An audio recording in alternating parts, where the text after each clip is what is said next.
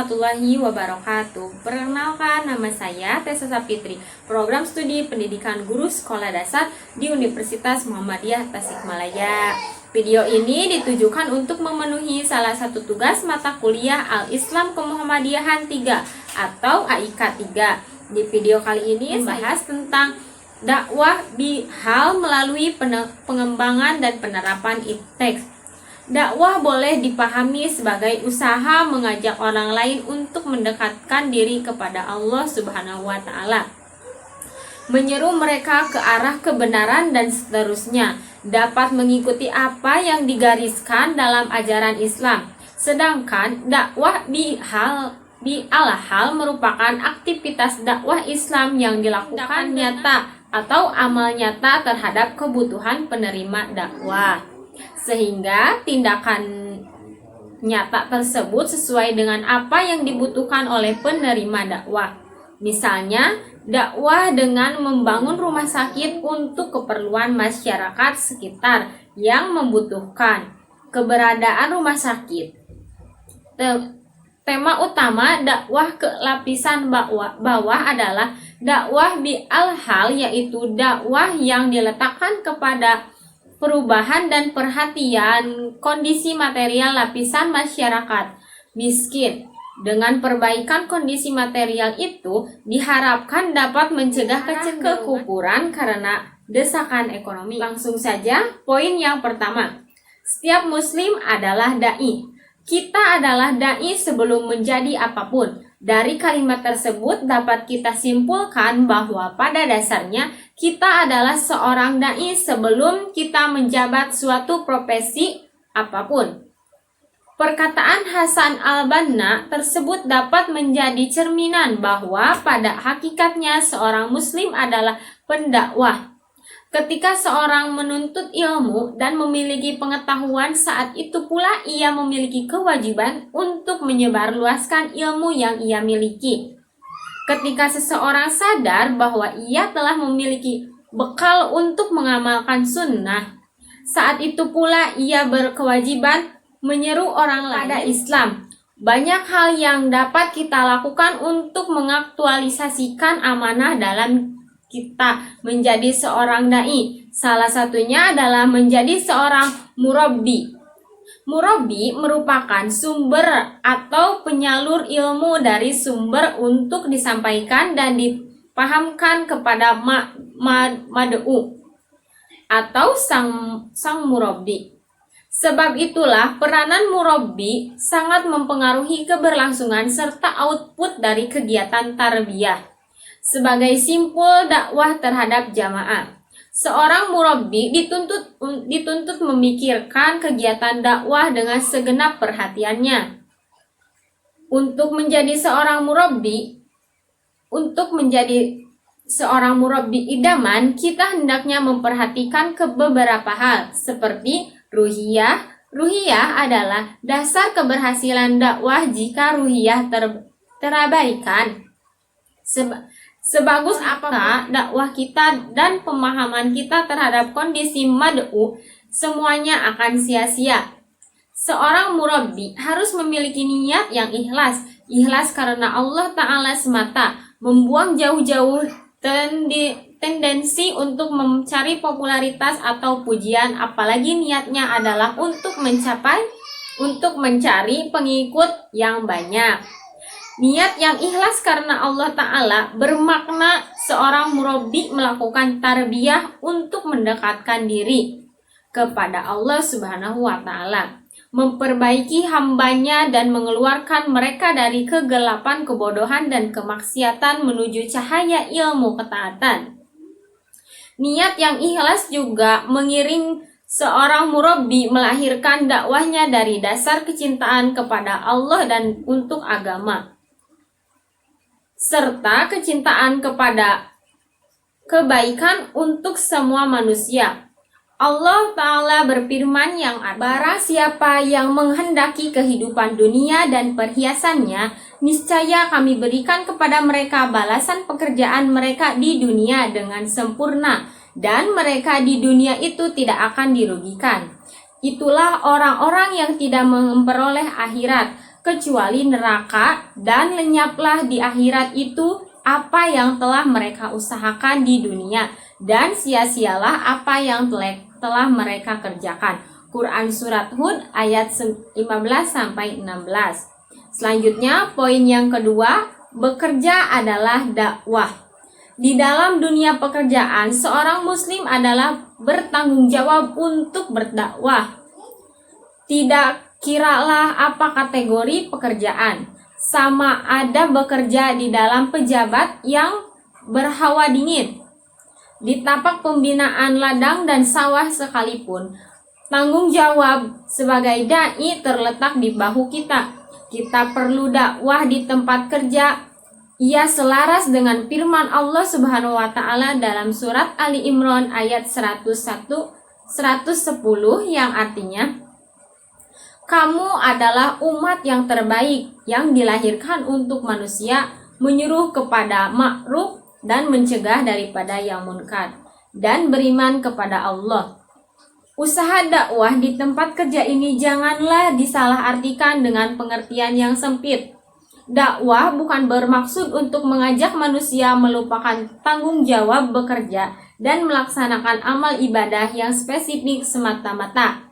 Bekerja itu sendiri merupakan satu amal ibadah, apalagi jika ia diniatkan karena Allah Subhanahu wa taala dan dilaksanakan dengan penuh amanah, fokus, dan ikhlas. Usaha dakwah juga jangan ditafsirkan sebagai hendak tunjuk alim atau hendak tunjuk pandai. Jika begitu, semua orang akan takut untuk berdakwah karena seorang dai yang memberdakwah yang memperdakwah tidak mau dipandang sebagai penyibuk, manakala yang menerima dakwah pula berasa tidak selaras dan menganggap konteks dakwah itu sebagai sesuatu yang tidak bermanfaat.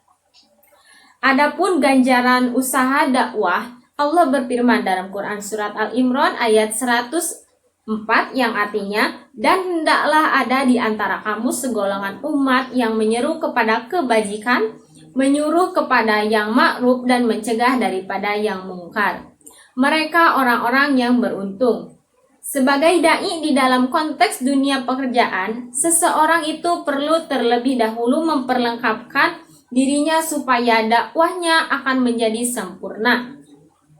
Yang selanjutnya, poin yang ketiga, kewajiban mengembangkan dan menyampaikan ilmu pengetahuan.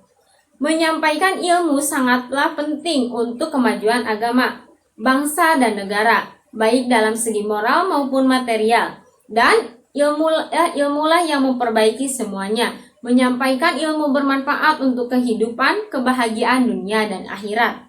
Orang yang mendengarkan dan menyampaikan ilmu bagaikan tanah yang terkena air hujan. Mereka adalah orang alim yang mengamalkan ilmunya dan mengajarkan. Seperti yang diterangkan dalam Al-Quran yang artinya, dan hendaklah ada di antara kalian segolongan umat yang menyeru pada kebaikan, menyeru kepada yang ma'ruf, dan mencegah dari yang munkar. Mereka orang-orang yang beruntung. Quran Surat Al-Imran ayat 104. Menuntut ilmu adalah suatu usaha yang dilakukan oleh seseorang untuk merubah tingkah laku dan perilaku ke arah yang lebih baik. Karena pada dasarnya ilmu menunjukkan jalan untuk menuju kebenaran dan meninggalkan kebodohan.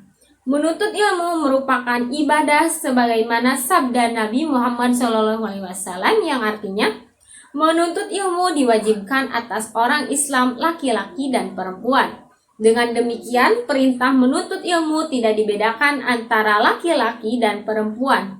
Hal yang paling diharapkan dari menuntut ilmu ialah terjadinya perubahan pada diri individu ke arah yang lebih baik, yaitu perubahan tingkah laku, sikap, dan perubahan aspek lain yang ada pada setiap individu. Yang terakhir, poin yang keempat, ayat dan hadis yang relevan. Adapun beberapa dasar hukum menuntut ilmu antara lain adalah sebagai berikut. Yang pertama, hadis Rasulullah SAW yang berbunyi, menuntut ilmu itu hukumnya wajib bagi setiap muslim. Waktunya adalah dari buayan ibu atau bayi sampai masuk liang kubur. Dari Rasulullah Shallallahu Alaihi Wasallam yang sangat jelas sekali perintahnya bahwa dalam Islam menuntut ilmu hukumnya adalah wajib, yang artinya adalah jika dikerjakan dan dilaksanakan kita akan mendapat pahala. Jika diabaikan atau disepelekan dan tidak dilaksanakan kita akan mendapat dosa. Jadi permasalahan yang mendesak sekarang adalah jika kita mengaku sebagai seorang muslim, segeralah dan jangan tunda-tunda lagi untuk menuntut ilmu agama Islam yang benar. Benar dalam artian yang sesuai dengan Al-Quran dan Al-Hadis sahih dari Rasulullah Shallallahu Alaihi Wasallam, agar kita memperoleh petunjuk dan kebenaran dalam Islam yang diturunkan oleh Allah Subhanahu Wa Taala melalui Rasulnya Muhammad Shallallahu Alaihi Wasallam, sehingga kita dasar dalam beragama Islam tidak hanya menduga-duga atau berprasangka saja. Yang kedua, Al-Quran Surat Al-Ashr yang berbunyi sebagai berikut. Demi masa sesungguhnya manusia itu benar-benar dalam kerugian, kecuali orang-orang yang beriman dan mengerjakan amal soleh. Nasihati supaya menaati kebenaran dan nasihati supaya menetapi kesabaran. Ingatlah Allah Subhanahu wa Ta'ala telah bersumpah dalam surat ini dengan masa atau waktu yang di dalamnya terjadi peristiwa yang baik dan buruk. Bersumpah bahwa setiap manusia di dunia ini, baik itu orang Islam ataupun luar Islam, pasti akan mengalami kerugian kecuali yang memiliki 4 hal, yaitu iman, amal soleh, saling menasehati supaya menaati kebenaran, dan yang keempat, saling menasehati supaya menetapi kesabaran.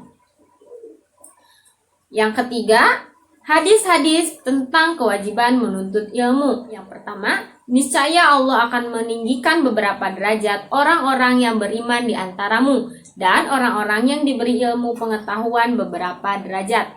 Quran Surat Al-Mujadalah ayat 11. Yang kedua, menuntut ilmu wajib atas setiap muslim, baik muslimin maupun muslimah. Hadis riwayat Ibnu Majah. Yang ketiga, seseorang yang keluar dari rumahnya untuk menuntut ilmu, niscaya Allah akan mudahkan baginya jalan menuju surga. Sahih Al-Jami. Yang keempat, barang siapa berjalan untuk menuntut ilmu, maka Allah akan memudahkan baginya ke jalan surga. Hadis riwayat Muslim. Dan yang kelima, barang siapa melalui suatu jalan untuk mencari suatu pengetahuan atau agama, Allah akan memudahkan baginya jalan menuju surga. Bukhari. Yang terakhir, Nabi Muhammad SAW bersabda yang artinya, barang siapa menginginkan soal-soal yang berhubungan dengan dunia, wajiblah ia memiliki ilmunya. Dan barang yang ingin selamat dan berbahagia di akhirat, wajiblah ia mengetahui ilmunya pula. Dan barang siapa yang menginginkan kedua-duanya, wajiblah ia memiliki ilmu kedua-duanya pula.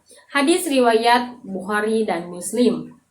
Apabila kita memperhatikan isi Al-Quran dan Al-Hadis, maka terdapatlah beberapa suruhan yang mewajibkan bagi setiap muslim, baik laki-laki maupun perempuan, untuk menuntut ilmu, agar mereka tergolong menjadi umat yang cerdas, jauh dari kabut dan kebodohan.